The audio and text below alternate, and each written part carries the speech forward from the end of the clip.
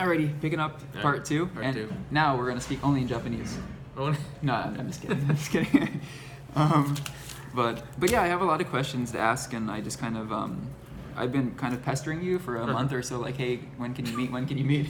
And then like in that time, I just had like a question enter my mind. Oh, maybe I should ask Bret about this. Mm-hmm. I've been obsessing about you, Bret. No, I'm just kidding. I'm sorry. Are you sure you want to put this online?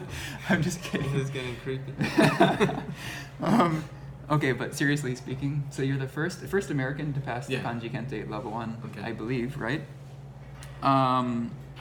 Is there anyone else who's done that since that time? Yeah. Tell me about that person. I remember when I was working on it, and I would post like on social media and just like what I was studying, and I took a test, and I was walking home, and I got a message from another guy who's also from America. His name is John. He scoped you out. Okay. Yeah, I think it was on Twitter, and he sent me a message, and he's like, "Oh, I just took the EQ today, and passed it." No, they didn't have the result yet, of course. No, neither of us had passed it at that time. Okay.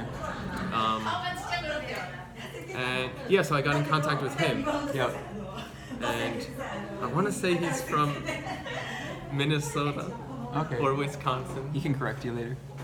I shouldn't have said anything. No, now I'm gonna look stupid. Yeah, don't worry about it. I'm sure he's a good guy from Minnesota.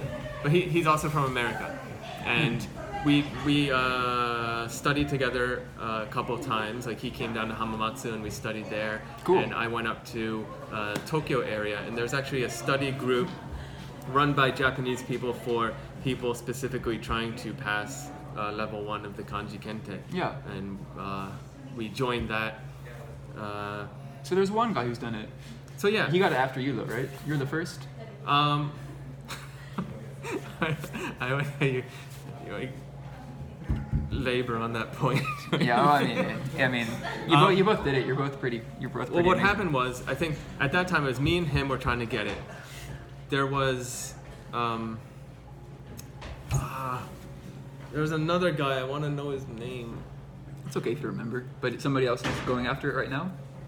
I feel bad. It was like 6 or 7 years ago now. Hey, you shouldn't be expected to remember. It's okay. I mean, you can remember the kanji, but you can forget names. It's okay.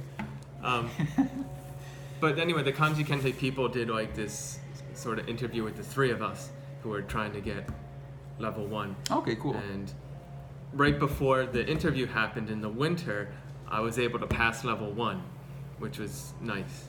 Mm-hmm. And then about a year later, John passed level 1. Mm-hmm. Oh, okay. It's like that was 3 tests later, because there's 3 each year. Okay.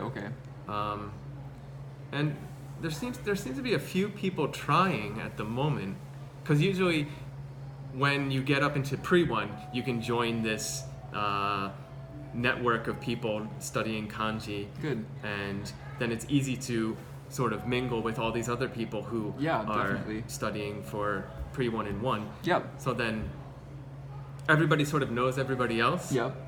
Who's working at these high levels. Mainly Japanese people or other foreigners too. Yeah. Okay.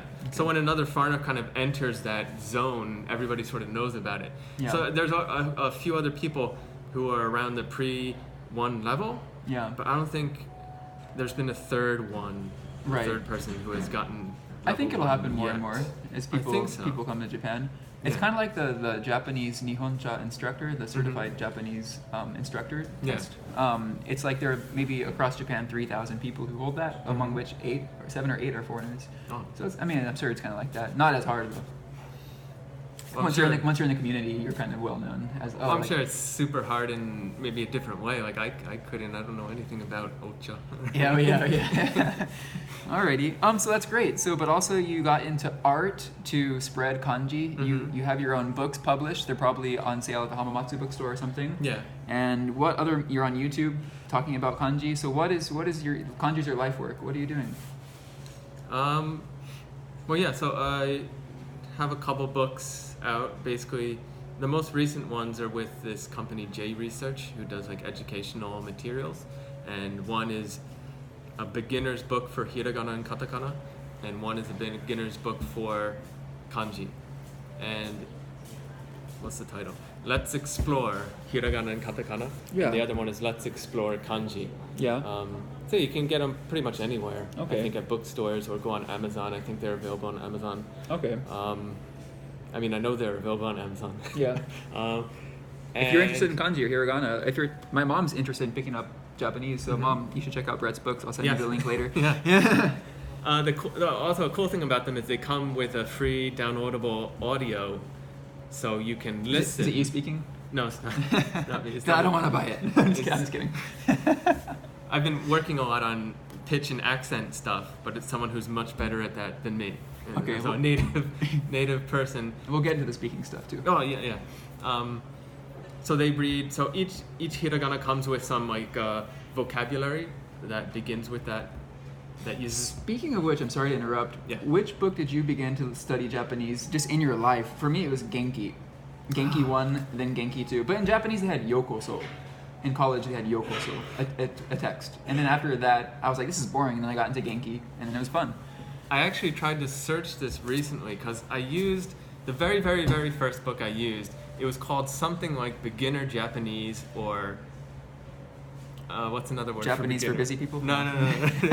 It was Beginner Japanese or I forget. Something like that. But it was a blue cover was like blue and black.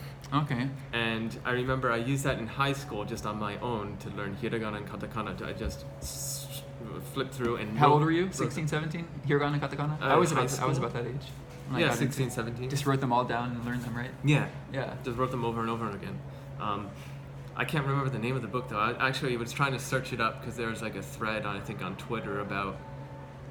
Well, after the video, if you let me know what it is, I'll put it right here. All right, I'll try. I couldn't find it then, but then I used in college this thing called Basic Kanji Book for kanji practice. Cool. And yes, we used Genki. Yeah. We used Japanese for busy people. I sort of, in different levels, different years of college, used different textbooks. So this is all before Japan. Yeah. And did you get into the JLPT books or no?